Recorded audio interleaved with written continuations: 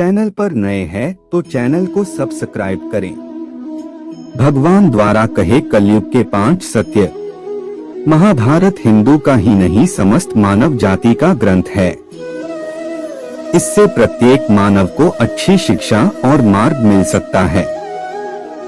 प्रत्येक मनुष्य को इसे पढ़ना चाहिए क्योंकि महाभारत में जीवन से जुड़ा ऐसा कोई भी विषय नहीं है जिसका वर्णन ना किया गया हो और जिसमें जीवन का कोई समाधान ना हो। इस ग्रंथ में देश, धर्म, न्याय, राजनीति, समाज, योग, युद्ध, परिवार, ज्ञान, विज्ञान, अध्यात्म और तकनीकी आदि समस्त विषयों का ज्ञान वर्णन मिलता है। आज की इस पोस्ट में हम महाभारत का ऐसा प्रसंग के बारे बताएंगे जिससे आज का मानव बहुत कुछ सीख सकता है।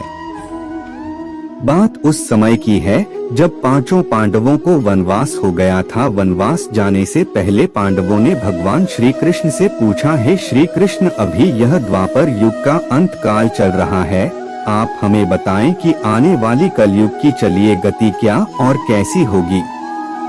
श्री कृष्ण जवाब देते हैं, मैं तुम्हें इसका सीधा सा उत्तर तो नहीं दे सकता, लेकिन हाँ, तुम 5 भाई वन में जाओ और वन में जो कुछ भी दिखे मुझे आकर बताओ। मैं तुम्हें उसका कलयुग में प्रभाव बताऊंगा। इसके बाद 5 भाई वन में चले गए। उन्होंने वन में जो देखा वह देखकर आश्चर्यचकित रह गए। आखिर उन्होंने वन में क्या देखा और श्री कृष्ण ने क्या जवाब दिया, यह जानने के लिए इसको अंत तक जरूर पढ़े। श्री कृष्ण के कहे अनुसार 5 भाई अलग अलग दिशाओं में वन की ओर निकले। युधिष्ठिर भ्रमण पर थे। उन्होंने एक जगह पर देखा कि एक हाथी के 2 सूंड थे। यह देखकर युधिष्ठिर के आश्चर्य का ठिकाना नहीं रहा। अर्जुन दूसरी दिशा में भ्रमण पर थे। कुछ दूर जंगल में जाने पर उन्होंने जो देखा उसे देखकर वह भी आश्चर्यचकित रह गए। वहां पर देखा कि कोई पक्षी है जिसके पंखों के ऊपर वेदों की रचनाएं की हुई है और वह पक्षी मुर्दे का मांस खा रहा है। यह दृश्य देख अर्जुन कुछ समझ नहीं पाए। दोनों भाइयों की तरह भीम भी भ्रमण पर थे। उन्होंने जो देखा वह भी आश्चर्यचकित रह गए। उन्होंने देखा कि गाय ने एक बछड़े को जन्म दिया, लेकिन जन्म के बाद में गाय बछड़े को इतना चाट रही है कि उसका बछड़ा लहूलुहान हो गया है।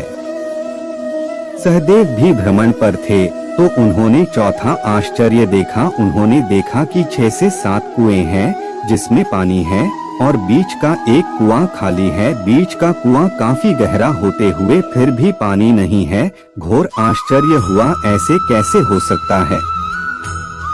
नकुल भी भ्रमण पर थे और उन्होंने एक आश्चर्यजनक घटना देख एक पहाड़ के ऊपर से एक बड़ी सी चट्टान लुढ़कते हुए नीचे आ रही है। वे कितने ही वृक्षों से टकराकर उनको नीचे गिराते हुए वे आगे बढ़ जाती है। विशालकाय वृक्ष भी उस रोक ना सकें। इसके अलावा यह चट्टान कितनी ही अन्य चट्टानों के साथ टकराई फिर भी वह उसे रोक नहीं सके। अंत में वह एक अत्यंत छोटे पौधे का स्पर्श होते ही स्थिर हो गई।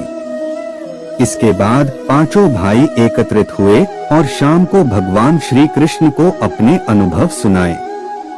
सबसे पहले युधिष्ठिर ने कहा, मैंने तो पहली बार 2 सूंड वाला हाथी देखा। यह मेरे लिए तो बहुत ही आश्चर्यजनक था।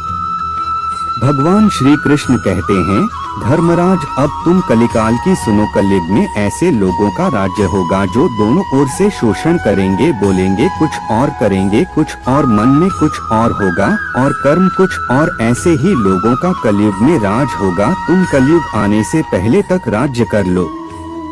युधिष्ठिर के बाद अर्जुन ने कहा, मैंने जो देखा है वह तो कहीं ज्यादा आश्चर्यजनक था। मैंने देखा कि एक पक्षी के पंखों पर वेदों की रचनाएं लिखी हुई है, पर वह पक्षी मुर्दे का मांस खा रहा है।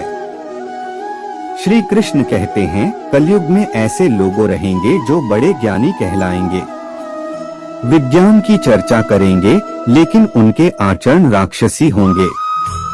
वह बड़े पंडित और विद्वान कहलाएंगे, किंतु यह देखते रहेंगे कि कौन सा मनुष्य कब मरे और हमारे नाम से संपत्ति कर जाए।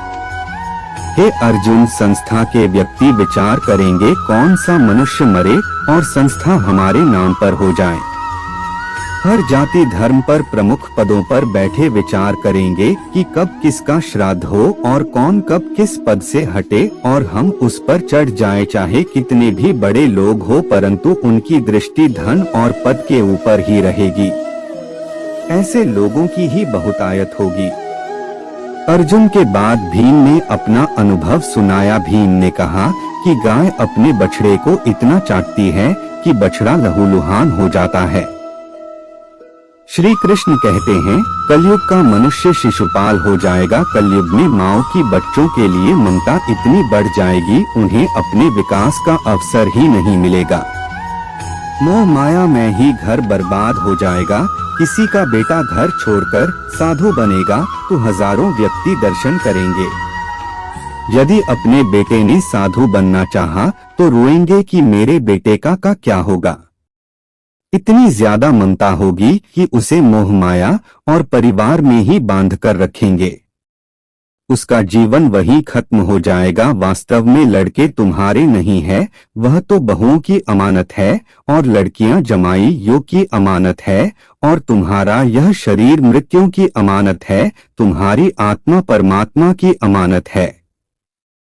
इसलिए तुम्हारा अपने शाश्वत संबंध को जानना आवश्यक है।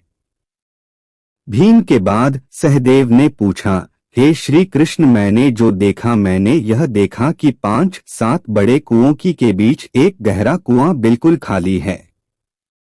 जबकि ऐसा संभव कैसे हो सकता है? भगवान श्री कृष्ण ने जवाब में कहा, कलयुग में लड़की के विवाह में, मकान के उत्सव में, छोटे बड़े उत्सवों में तो लाखों रुपए खर्च कर देंगे, परंतु पड़ोस में ही यदि कोई भूखा प्यासा मर रहा होगा तो यह नहीं देखेंगे कि उसका पेट भरा है या नहीं। उनका अपना ही सगा भूख से मर जाएगा, उसे देखते रहेंगे और दूसरी ओर मौज मदिरा, मांस भक्षक, सुंदरता और जश्न में पैसे उड़ाएंगे, किंतु किसी के 2 आंसू पोंछने में उनकी रुचि ना होगी। कहने का तात्पर्य यह है कि कलयुग में अन्न के भंडार होंगे लेकिन लोग भूख से मरेंगे। सामने बंगले में ऐशो आराम चल रहे होंगे लेकिन पास की झोपड़ी में आदमी भूख से मर जाएगा। एक ही जगह पर असमानता अपने चरम पर होगी। सहदेव के बाद नकुल ने श्री कृष्ण को बताया कि मैंने भी एक आश्चर्य देखा है कि एक बड़ी सी चट्टान पहाड़ पर से लुढ़की, वृक्षों के तने और चट्टानें भी उसे ना रोक पाए, किंतु एक छोटे से पौधे के स्पर्श से ही वह बड़ी चट्टान रुक गई। समझ नहीं पाया कैसे। श्री कृष्ण ने कहा, कलयुग में मानव का मन नीचे गिरेगा, उसका जीवन पतित होगा। यह पतित जीवन धन की शिलाओं से नहीं रुकेगा, ना ही सत्ता के वृक्षों से रुकेगा, किंतु हरि नाम के एक छोटे से पौधे से, हरि कीर्तन से मनुष्य जीवन रूपी पौधे का पतन होना रुक जाएगा। इसलिए भक्तों, हरि भजन कलयुग में मोक्ष पाने का एकमात्र उपाय है।